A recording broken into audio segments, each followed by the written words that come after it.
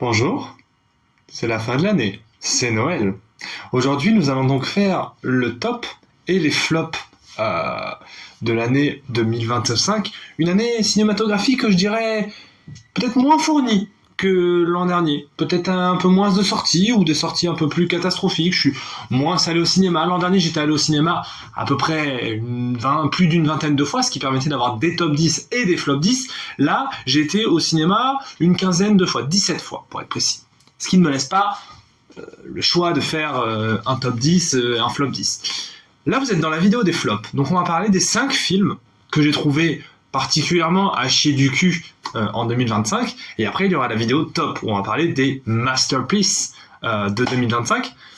On y va en 5e position. Alors, en 5e position, j'ai décidé, n'est-ce pas, de mettre Mission Impossible 8. Pourquoi ? Parce que c'est... Alors, c'est pas forcément un mauvais film, mais c'est une énorme déception, en fait. Mission Impossible, je vais essayer de faire 2 minutes grand max par film, sinon ça va être long. Mais en fait, Mission Impossible, c'est un film qui avait tout pour être une espèce de conclusion épique d'une énorme saga d'action qui est particulièrement stratosphérique. Je veux dire, Mission Impossible 5, Mission Impossible 6, même Mission Impossible 7. Je veux dire, il y a des trucs de zinzin dans cette série. Genre les scènes d'action, le scénario, la mise en scène, la musique, il y a des trucs de fou. Et en fait, au fur et à mesure, c'est vraiment devenu l'œuvre à la gloire de Tom Cruise. Alors, Tom Cruise, figure controversée, je peux l'entendre avec la scientologie, mais là, c'est vraiment un film pour Tom Cruise, par Tom Cruise, avec Tom Cruise, de Tom Cruise, pour Tom Cruise. Je suis en mode... Tom Cruise fait tout, Tom Cruise subit les choses, Tom Cruise est arrêté par le gouvernement, mais au final, le gouvernement le relâche, parce qu'il n'y a que lui, et qu'il est trop fort. En plus, le film fait 2h40. C'est long, il n'y a pas de rythme. Alors que Mission Impossible, d'habitude, c'est du pa. Ça part dans tous les sens. Là, il n'y a pas de rythme. On se fait chier. On n'est pas dans Dune 2 non plus. Mais du coup, ouais, je mets Mission Impossible en flop 5 parce que c'est un film qui est quand même assez inintéressant dans le sens où tu vois les 10 premières minutes du film, c'est déjà tout ce qui va se passer. Et du coup, t'es en mode, ouais, la cascade de l'avion est pas mal, elle est sympa. Oui, la cascade du sous-marin est sympa aussi. Mais alors tout le reste, les persos secondaires, on s'en fout. On se fait chier, quoi. On se fait chier. Donc ouais, Mission Impossible Dead Reckoning partie 2, c'est une Final Reckoning, même je crois que ça s'appelle. C'est une vraie déception pour ma part.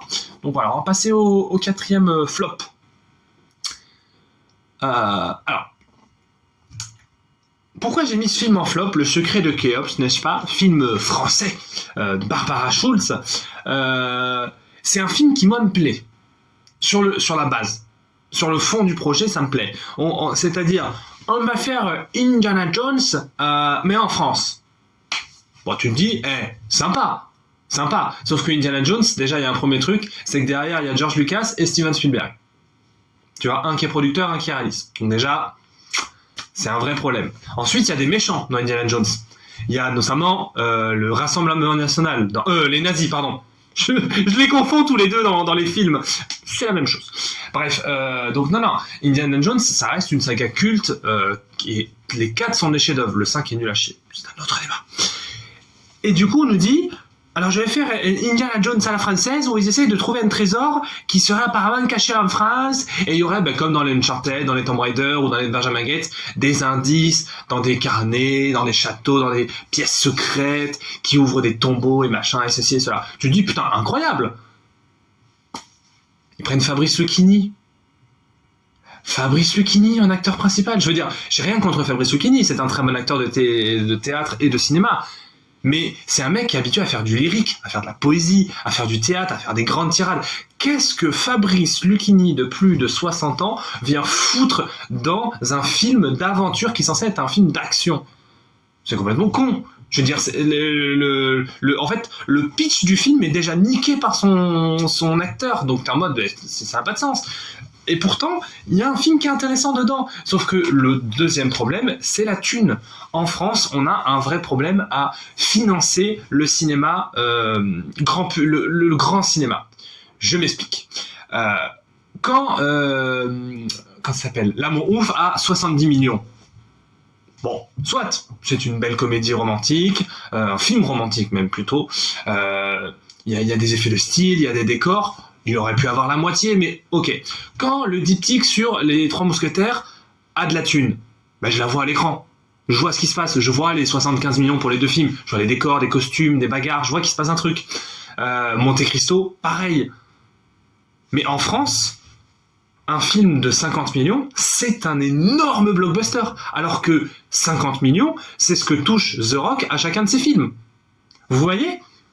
C'est-à-dire que aux États-Unis, tu arrives aux États-Unis en disant je vais faire un film d'aventure pour 50 millions, on va dire mais gars, mais on te le finance tout de suite en fait. Il y a pas de et du coup, je pense que ce film aurait mérité donc Le Secret de Khéops peut-être plus de budget, pas Fabrice Lucchini, et de réécrire 2-3 trucs par-ci par-là dans le scénario, et on avait un film d'aventure pour toute la famille, assez fun, assez sympa et assez cool. Parce que on nous dit tout le film, on va retrouver le trésor perdu de Khéops, nanani. Le trésor, gars, il tient dans une pièce. Le trésor, même pas. Le trésor, on le voit jamais parce qu'il n'y a pas d'études en fait. C'est des espèces de vases. T'es en mode ouais, mais les pièces d'or, les diamants, ils sont où ? C'est ça qui m'intéresse. Rien. Donc je suis en mode bon bah voilà, déception, petit flop, c'est un P mouillé en fait, c'est un pétard mouillé, c'est un prout finalement ce film. Voilà. On passe donc au flop 3 de cette année. J'étais évidemment dans l'obligation de mettre le film Minecraft parce que il faut arrêter à Hollywood de vouloir tout adapter. C'est-à-dire que dans les années 90-2000, on a essayé d'adapter énormément de jeux vidéo. Bon, en soi, les jeux vidéo ont une fibre très cinématographique, pas tous, mais en tout cas pas mal, donc il y a moyen de faire des choses sympas. Resident Evil, c'est nul. Tous les films genre Mario, Street Fighter, Mortal Kombat, c'est nul. Et avec la série The Last of Us, avec notamment le film d'animation Mario, ben, les gens se sont dit « Oh, ok, il y a moyen de faire de la thune sur des jeux vidéo. » Sauf qu'en fait, Minecraft, déjà j'avais énormément de peur pour Mario, le film, et au final, ça s'est plutôt bien passé, mais on ne peut pas adapter Minecraft. Il n'y a rien, c'est un jeu de bac à sable. C'est un jeu où littéralement tu construis ta maison et tu butes des monstres. Il n'y a pas de scénario, il n'y a pas de personnage, il n'y a pas de lore. Il n'y a pas de choses à adapter. Donc, ça laisse que Minecraft, on va faire vite sur ce film, hein. Minecraft est donc un film cynique au possible, fait pour amasser le max de blé, en ramenant Jack Black et Jason Momoa, qui sont des acteurs très sympathiques au passage, hein, mais qui sont... De toute façon, tous les personnages sont cringissimes au possible. Le scénario n'a aucun sens. Visuellement, c'est peut-être le truc le plus moche que j'ai vu de cette année, que j'ai vu de ma vie, même depuis Dune 2, quand même, faut pas déconner. Donc non, c'est un enfer sur Terre, ce film, et je ne suis pas parti de la salle. C'est vous dire. Le moment dans le manoir, le poulet chevauché, les mines... La fin avec Jack Black dans son armure de diamant, mais c'est dur. Et il va y en avoir un deuxième. Vraiment, les blagues ne sont pas drôles. Le scénario n'est pas écrit. Je veux dire, il y a rien. C'est un film sur du vide devant un fond vert, donc c'est terrifiant de nullité. Donc ouais, non, Minecraft, c'est grave, hein. C'est très très grave de faire ce genre de film, mais ça reste moins grave que le flop 2, pardon, de cette vidéo. Tron Ares. Alors ça c'est très très dur, hein. Parce que Tron, le premier, alors j'ai pas vu le premier Tron, mais ça reste un film plutôt novateur en termes de vision de l'univers du jeu vidéo, de l'univers du gaming, tu vois. Et Tron l'héritage est un bon film. Moi j'aime bien Tron l'héritage. Je trouve que visuellement c'est assez sympa, c'est quand même très très beau. La musique, les Daft Punk, les scènes d'action, enfin, il y avait un truc à faire avec Tron. Honnêtement, on pouvait faire un truc, mais vraiment. Et alors là, je ne comprends pas ce film. Mais je ne comprends pas ce film. C'est-à-dire que le scénario n'a aucun sens et aucun intérêt. Voilà. Les acteurs, il n'y en a pas un qui est dirigé, de toute façon ils n'ont pas de personnage, donc ils peuvent rien faire d'intéressant. Evan Peters, on comprend pas. Jared Leto, va falloir m'expliquer un truc. Là, je divague un peu du film. Jared Leto est un homme qui, je crois, l'année dernière ou cette année, a été accusé. Bon, c'est un violeur, en gros. Et il aurait apparemment une île privée où il aurait des dérives sectaires un peu chelous, où ils veulent que les gens l'appellent Dieu. Enfin, le mec est un peu timbré, quoi. Et regardez les performances, enfin, le jeu d'acteur de Jared Leto. Il n'a, dans l'entièreté de sa carrière, il n'a jamais été bon. Mais jamais de son existence. Et là, vous allez me dire, oui, Requiem for a Dream, ça reste quand même un chef-d'œuvre. Non, non, non, non, non, non, non, non. Ça pue la merde, Requiem for a Dream. Et alors lui, dedans, il est cataclysmique. Et tous ces autres films, il est mauvais, mauvais, mauvais, mauvais. Je ne sais pas ce qu'il... Soit il a de l'argent, soit il contrôle secrètement Hollywood, mais je ne comprends pas comment on peut encore donner des licences comme ça ou donner des rôles aussi importants à Jared Leto. Alors, en plus, c'est Disney, je veux dire. Disney, ils ont viré...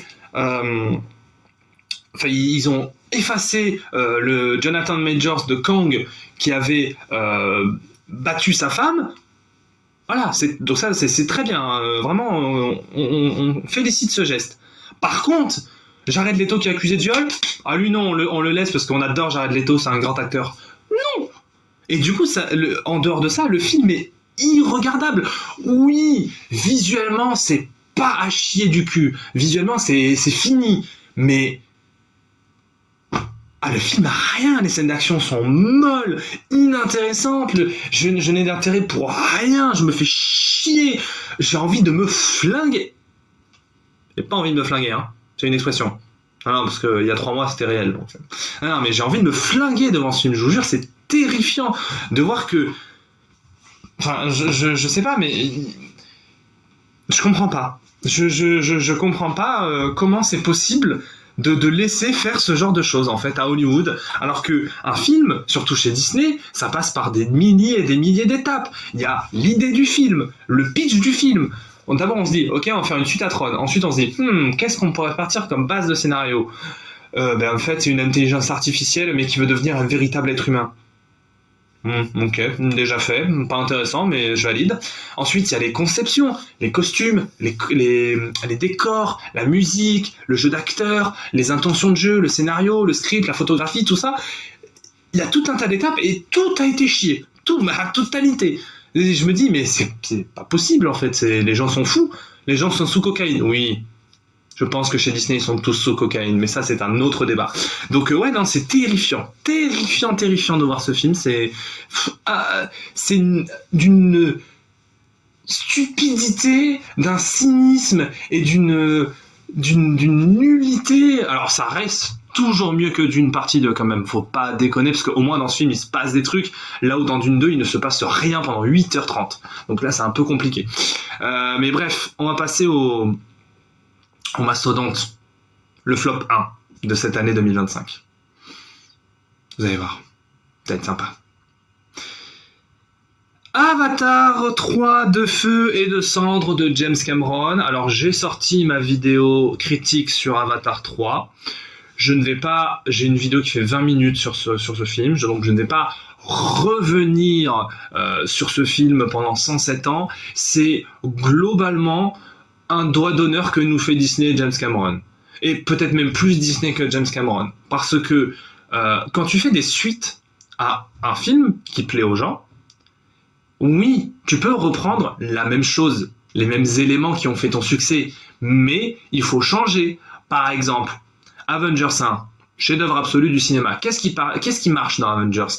Les relations entre les personnages bien écrits, les blagues qui s'envoient à la gueule, et pourtant quand il y a des moments sérieux, ils sont sérieux, ils s'entraident, ils sauvent des gens, ce sont des super-héros. Et bien dans Avengers 2, c'est ça. Ils sauvent des gens, ils s'envoient des fions à la gueule, et quand c'est sérieux, ils sont sérieux, et ils sauvent des gens, ils font la bagarre. Simple. Tu vois, Avengers 3, c'est pareil, Avengers 4, c'est pareil. Là, Avatar 1, bon, il y avait un sous-texte sur la nature, qu'il fallait être proche de la nature, que peut-être des fois on arrivait dans le mauvais camp, un peu en mode danse avec les loups, tu vois, en fait je suis censé espionner les autochtones, mais en fait je suis pour les autochtones, et du coup je deviens autochtone. Ok, pourquoi pas. C'est un remake de Danse avec les loups dans l'espace. Ok, pourquoi pas. Et Avatar 2, c'était globalement... Alors, en fait, Maintenant, j'ai des enfants, j'ai une famille, et puis on va aller en vacances dans les tribus de l'eau. Parce qu'en fait, on est traqué par le méchant. Bon, en soi, pourquoi pas. Encore une fois, Avatar 2, c'est pas si mal que ça, finalement. Et là, Avatar 3, bah, c'est globalement la même chose que le 1 et le 2. Voilà. C'est-à-dire, alors en fait, on essaye de protéger notre famille parce que les méchants êtres humains essayent de nous voler nos ressources et de nous tuer. Les petits saligots. Oui, mais pendant 3h15 de film, faut penser à aller se faire enculer à un moment donné, quand même, tu vois. Parce que, merde, genre, je paye pas 15 balles pour voir un film que j'ai déjà vu. Sauf si c'est Avengers 4. Donc non, je ne comprends pas l'intérêt de ce film. Je commence à voir des interviews de James Cameron qui dit, alors en fait, Avatar 2 et 3, c'était un film que j'ai coupé en deux. Et t'es en mode, ah ben non James, faut pas dire ça. Parce que au lieu de faire 2 films de 4 heures, tu coupes, tu fais ce qu'on appelle dans le cinéma du montage pour donner de la matière, du rythme à tes personnages, donner de la consistance à tes personnages. Parce que les personnages, il n'y en a aucun qui est intéressant, mais aucun. Jake, Neytiri, Quaritch, ses enfants, on s'en bat les couilles, mais alors de tout le monde. Donc, Avatar 2 et Avatar 3, tu coupes, et là tu obtiens un film de 2h30. Magnifique. Mais alors magnifique, mais exceptionnel. Et je le dis vraiment, s'il avait coupé Avatar 2 et Avatar 3, on obtient un film, mais formidable. Mais formidable, avec du rythme, de la bagarre, des grosses batailles. Sauf que, bah, en plus, le plus gros fuck de l'histoire, c'est qu'à la fin d'Avatar 2, il y a une bataille près du village des pêcheurs, on va les appeler comme ça, le village de l'eau, avec un gros bateau, avec des créatures, voilà, les humains contre les navires de Pandora et machin. Dans celui-ci, attention, tenez-vous bien, la bataille de fin, c'est quoi? C'est une bataille près du village des pêcheurs, avec des gros bateaux, et les humains contre les navires. C'est tout. Rien de plus que ça. Et là tu dis, ah ben non, parce qu'en fait c'est comme dans le deuxième film, du coup vous êtes trompé de bobine, monsieur le projecteur. Ah non, c'est les bonnes. Ok. Eh ben je vais sortir de la salle, moi. Donc oui, je suis sorti de la salle. Parce que j'en ai marre qu'on me prenne pour un con au cinéma. Vraiment. Et alors je sais, les intellectuels qui l'ont... Alors t'en as marre qu'on te prenne pour un con au cinéma, mais tu es fan de super-héros, notamment de Marvel, qui est quand même l'entreprise la plus cynique de l'histoire de l'humanité. Alors ça, déjà, les gens qui disent ça n'ont probablement pas vu de film Marvel ou n'ont rien compris au film Marvel. C'est un autre débat. Donc non, Avatar 3, c'est dangereux. Et alors en plus, et je terminerai là-dessus, Avatar 3, c'est le syndrome de Dune. Il ne se passe rien. Mais rien. La seule différence avec Dune, c'est qu'au moins c'est un peu beau visuellement. Du coup, il y a des trucs à se mettre sous la rétine où tu dis ce plan est beau, ça c'est des beaux décors. Alors que dans Dune, bah, tout le long du film, t'es en mode c'est moche, hein. C'est gris et c'est moche. Hein. Donc voilà, l'enfer sur Terre. Vraiment, Avatar 2, n'y allez pas. Par pitié, il faut que cette saga meure. Genre vraiment, il faut que cette saga arrête. Je veux pas d'Avatar 4, je veux pas d'Avatar 5, j'en ai rien à foutre. Genre au premier degré. Voilà. Je suis énervé. On va passer au top, ça va me mettre de bonne humeur. Allez, bisous.